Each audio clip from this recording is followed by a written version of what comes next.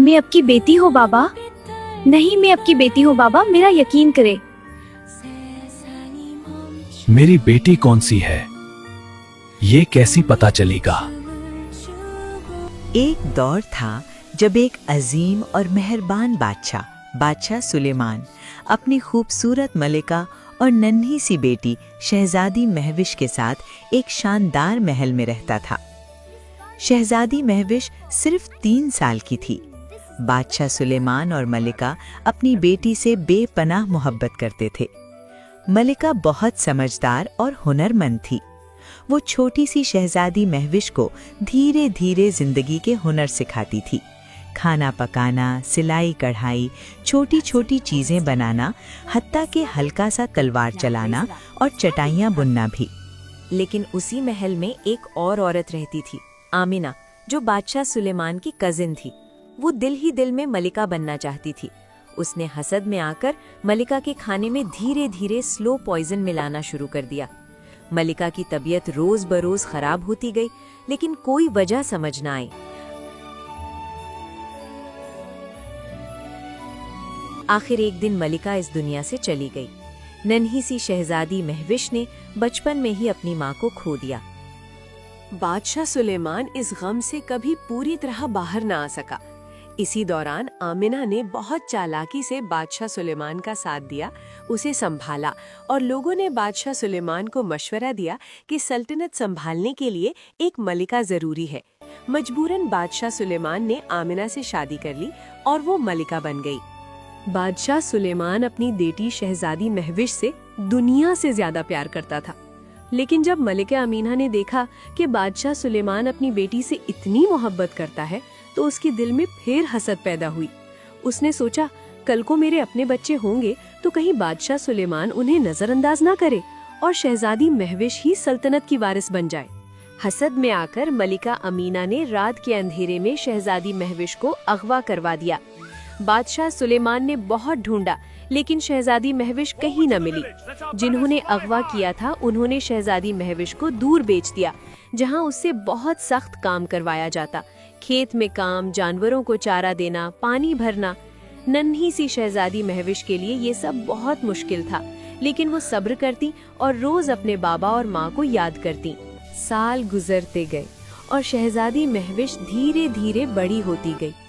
अब वो चटाइयाँ बुनने लगी थी, बिल्कुल वैसे ही जैसे उसकी माँ मलिका आमना ने उसे बचपन में सिखाया था। उसकी बुनी हुई चटाइयाँ बहुत खूबसूरत होती थीं, इतनी खूबसूरत कि धीरे धीरे पूरे शहर में मशहूर हो गई। एक दिन शहजादी महविश के दिमाग में एक तरकीब आई। उसने हर चटाई के कोने पर अपनी जुबान में लिखना शुरू किया, बाबा, मैं यहाँ हूँ, मैं आपकी बेटी शहजादी महविश हूँ, मुझे बचाने के लिए आ जाइए। ये चटाइयाँ बाजार से होती हुई धीरे धीरे महल तक भी पहुँचने लगी। लेकिन सबसे पहले मलिका अमीना ने वो चटाई देख ली। जैसे ही उसने लिखा हुआ पैगाम पढ़ा, वो घबरा गई और डर कर बोली, ये लड़की अभी तक जिंदा है, मुझे लगा था वो कब की मर चुकी होगी। मलिका अमीना को समझ आ गया कि अगर ये चटाइयाँ बादशाह सुलेमान तक पहुँच गई तो सच सामने आ जाएगा। इसलिए उसने तुरंत आदमी भेजकर असली शहजादी महविश को दोबारा अगवा करवा लिया, ताकि वो बादशाह सुलेमान तक ना पहुँच सके।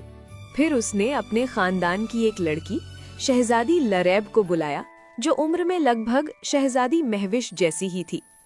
बचपन में जब शहजादी महविश को अगवा करवाया गया था, उसके गले में एक रॉयल लॉकेट था, जो शहजादी होने की निशानी था। मलिका अमीना ने उस वक्त वो लॉकेट निकालकर अपने पास रख लिया था। अब उसने वो लॉकेट शहजादी लरेब के गले में पहना दिया। उसके बाद मलिका अमीना बादशाह सुलेमान के पास गई और बोली, बादशाह सुलेमान, हमें एक चटाई मिली है, इस पर लिखा है कि शहजादी महविश जिंदा है, हमें फौरन उस जगह चलकर देखना चाहिए। बादशाह सुलेमान ये सुनकर फौरन तैयार हो गया। वो सिपाहियों के साथ उस जगह गया जहाँ से चटाई आई थी।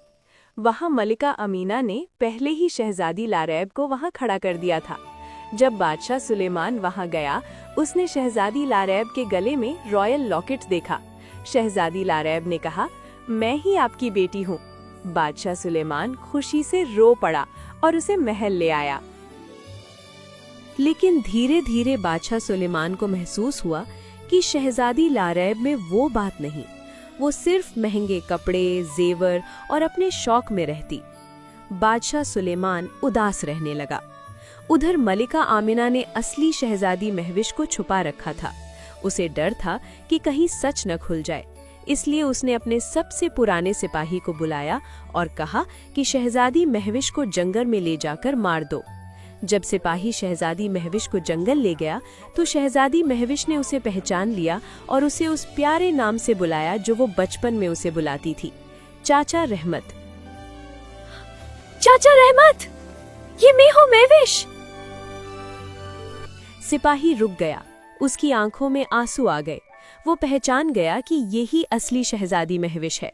उसने उससे गले लगा लिया, माफी मांगी और उसे सीधा बादशाह सुलेमान के पास ले गया।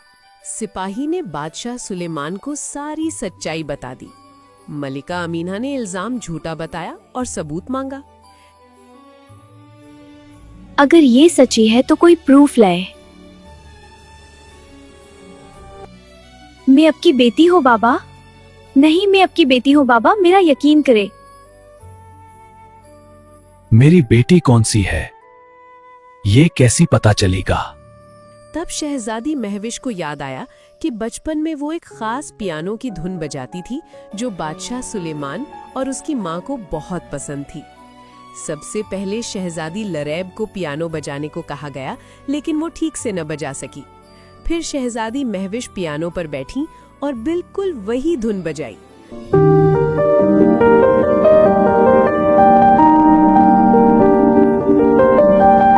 धुन सुनते ही बादशाह सुलेमान की आंखों में आंसू आ गए। वो समझ गया, यही मेरी असली बेटी शहजादी महविश है। बादशाह सुलेमान ने मलिका आमिना और शहजादी लारैब को उनके जुर्म की सजा दी। सिपाही रहमत को बहुत बड़ा इनाम दिया। इसके बाद बादशाह सुलेमान और शहजादी महविश खुशी खुशी रहने लगे।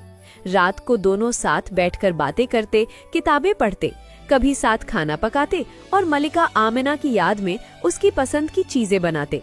शहजादी महविश बड़ी होके एक समझदार और मेहरबान शहजादी बनी और बादशाह सुलेमान का सल्तनत संभालने में हाथ बटाने लगी। और इस तरह बादशाह सुलेमान और शहजादी महविश की जिंदगी में फिर से रोशनी आ गई। Happy ending.